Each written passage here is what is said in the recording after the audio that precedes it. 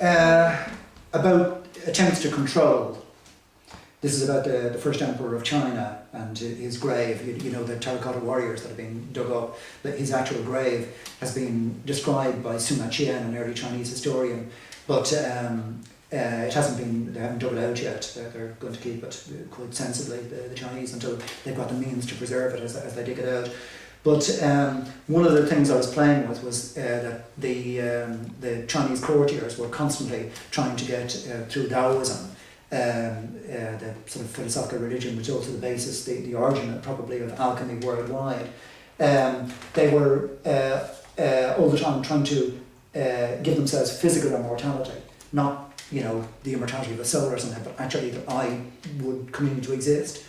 And to do this, they did things like they ate mercury, and they ate vermilion, which is a compound of mercury, cinnabar, more normally known as. They also ate gold, and of course, the net effect of all this is to kill them. But before they would die, if they were on a good enough diet of mercury, they would actually sweat mercury into their bed sheets. It just struck me as very strange.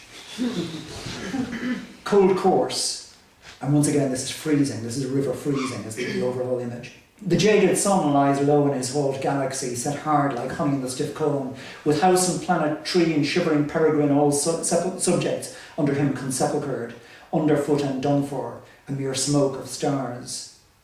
The august heat, geometry of dance, full wilt and full, all yet survive in the slow sugars.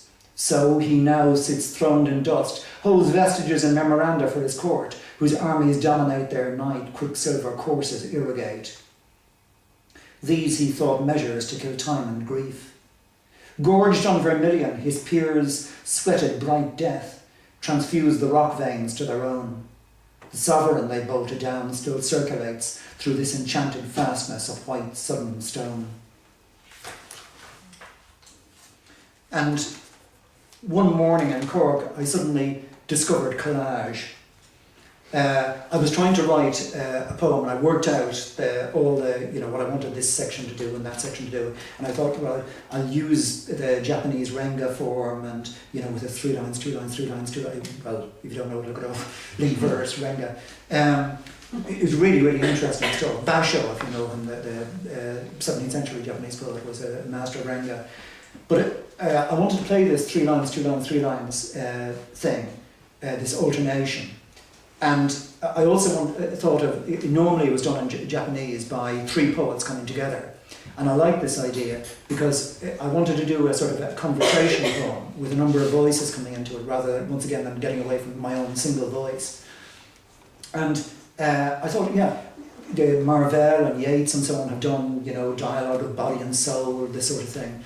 I'd like to have 3 because I don't like these dualities. So I thought, right, okay, well, how would this work? So I plugged in, I took 3 texts that I liked that struck me as quite dissimilar, complementary views of the world being implied, and I plugged them into these 3 lines, 2 lines, 3 lines, this sort of template that I had, and I knew how many lines I'd have in the poem and so on. And then I looked at it and I thought, right, okay, it does work, actually, I have to replace these with my own stuff. I've proven that the shape works. And I thought, Jesus H, I can't do better than that. So, well, what if I leave it like that? So I left it like that. So this is 3 bodies of text. The English 17th century poet, Sir Richard Lovelace, Cavalier poet, the inventor of the prose poem for 9th century French, well basically for modern European writing, Aloysius Bertrand, and I think around 6th century or 7th century AD Chinese Taoist text, the book of Liezi. And perversely, the last 2 are particularly perverse with, the last 2 are prose, and it's particularly perverse in relation to Bertrand. Since he'd gone to the trouble of inventing the prose poem, I turned his prose poem back into verse. But I've kept sequences of lines successively, but I'm moving stuff around and I've removed all punctuation. Chimera, it's called, and a chimera is a being that's made up of, the tail of a lion, the head of a dragon, the body of a snake, or something like this. It's something that's made up of bits of other things. And you'll see that there is a chimera, as it were, the being of that sort referred to in it. But the poem itself is a chimera. It's made up of bits of other poems, other texts. Chimera. Ceres and Bacchus bid good night, sharp frosty fingers all your flowers have topped, and what side spared, winds shave off quite. A moth bred out of moonlight are disturbed from the dark folds where it lay hid, a naked thing that seems no man may cheat and love like any jack, another dressed may prove a beast. That creature fluttered free, but voided in my lap, a maggot with a human head, monstrous, misshapen, such whose white satin upper coat of skin, cut upon velvet rich and carnadine, has yet a body and a flesh within, whereas anything with 6 foot of skeleton, with hands that grip, with scalp of hair, front teeth concealed inside a face, and which leans forward as it runs, is called a man with us. The joys of earth and air are thine entire, that with thy feet and wings dost hop and fly. The sky unrolled its poles of purple and blue to the winds, and later from these steps I saw on the horizon a village torched by soldiers blaze like a comet in the sky. Then the sickle, golden ears are cropped. Dropping December shall come weeping in. The blood of horses become jack-o'-lantern. The blood of men become will-o'-the-wisp. Kites become sparrowhawks, and those hawks cuckoos. When the sun opened its golden lashes on the chaos of worlds, and the earth was adrift with its cargo of ashes and bones, my terrified soul then fled through the grey web of half-light, but that spawn hung on in this shrill rush, and spun himself into the full of its white mane.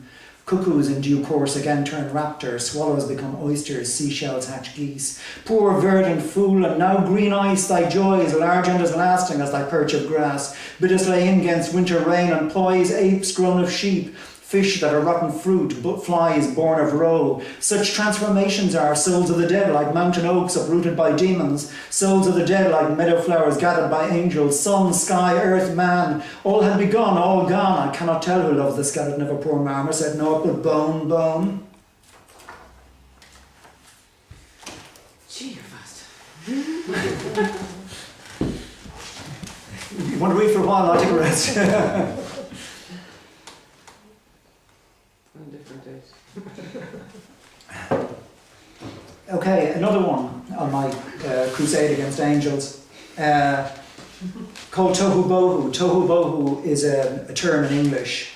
You'll find it in a decent dictionary, meaning sort of chaos. And it's from the opening words of the Bible in Hebrew, tohu wavohu. Is the phrase normally translated when the King James version as without form and void. You know, the earth was without form and void. And you'll find angels in it. 3 parts. 1, prose. First things first. One time a friend of mine came in for a few empty crates from a Mazda import agency. With a couple of rolls of felt, he transformed his pokey yard into a well-appointed loft where he kept fantails first, and pouters, and then tumblers, and finally some serious racing birds. At that juncture, the fancy breeds had to go because their freaks disturbed the steady flyers. But he never banded his soft birds for racing or bothered with the mandatory clock. He just released them when he rose and let them settle back at evening to roost reassuringly secure. In the end, though, he got thoroughly sick of their ceaseless moaning, so he kicked out a lot of them, refitted the wire grills with glass, sanded, sealed and papered down the primitive walls, screeded the floor, and later on moved in himself, the family and all their traps. And for a good week after, in these novel quarters, he picked over an odd volume of Pliny's Natural History, shaken intermittently by the indignant refugees beating like stormy rain against the panes and on the flat felt roof.